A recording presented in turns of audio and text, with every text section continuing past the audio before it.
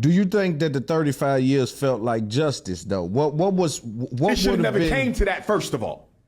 It should have never came to that, first of all. So you think he should have got off innocent of the charges that was brought on Karmelo Anthony? Let's go back, because you're putting the cart before the horse. Let's go back to the indictment from the grand jury.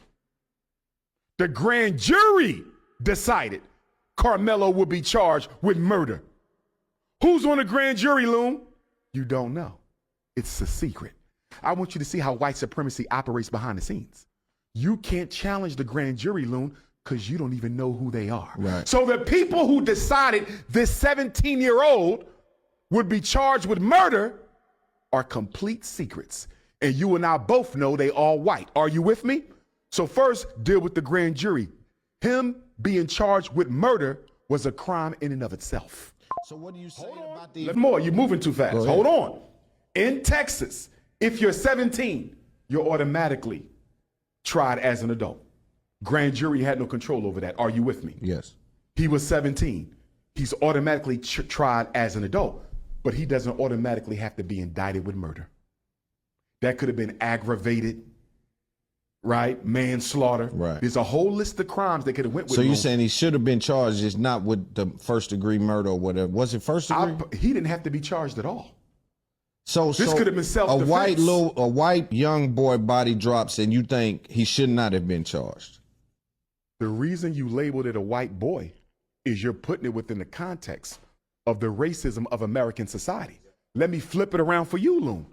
If two 210-pound football players, black football players, walk up to a 135-pound black boy, grab him by the hoodie, put him in a headlock, try to jump him and stomp him out, and that white boy unintentionally stabs him, or he falls onto the white boy's knife, which is what we believe happened, okay?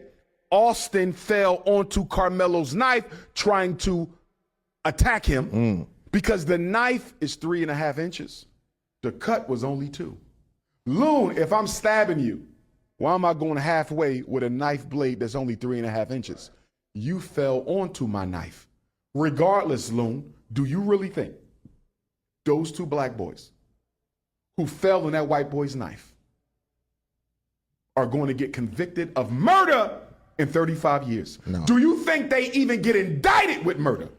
That's a fact. No, we I know don't. they don't. You know why? Because there's the case of another boy by the name of Kaysen Allison. Have you heard of him? No. Same year, same state.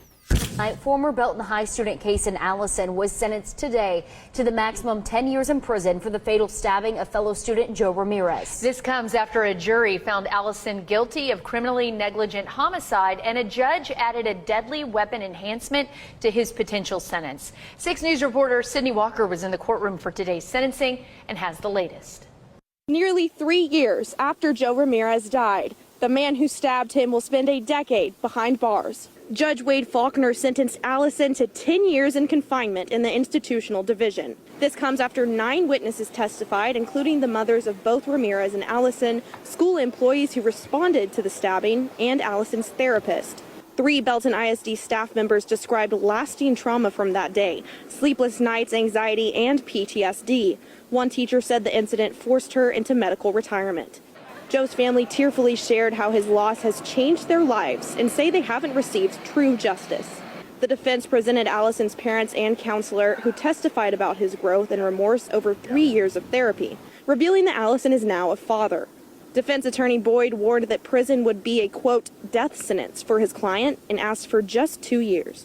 But prosecutors successfully argued for the maximum, calling Ramirez's death, quote, entirely avoidable. When Faulkner announced the 10-year sentence, Ramirez's family erupted in applause and cheers. The judge quickly restored order while Allison's family sat in stunned silence. Following the sentencing, Ramirez's mother took the stand, looked Allison in the eye, and said, quote, "You get this measly 10-year sentence while I'm serving a life sentence without my son." The DA's office said, quote, "They hope today's verdict can allow Joe's family and our community to move forward."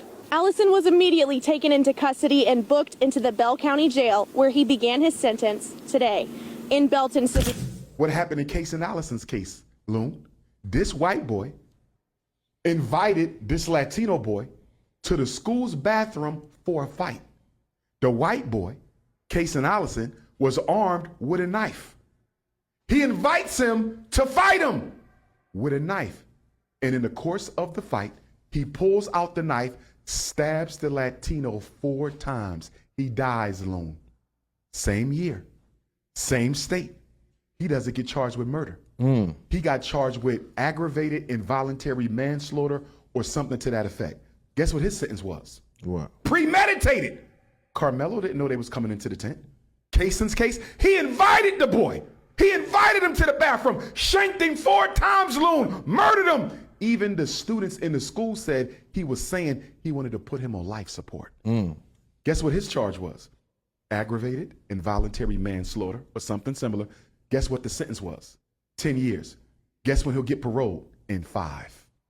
Help me understand something, Loom. Help me understand. Karmelo Anthony, Kason Allison. Same age, same state. The one, self-defense, murder conviction, 35 years. The other, premeditated stabbing 4 times, aggravated manslaughter. It's crazy. 10-year sentence. He's home in 5. Because Karmelo was convicted of murder, Loon, he has to do half the sentence. Yes. 17.5 years. Kason Allison, 4 shanks. He'll be home in 5.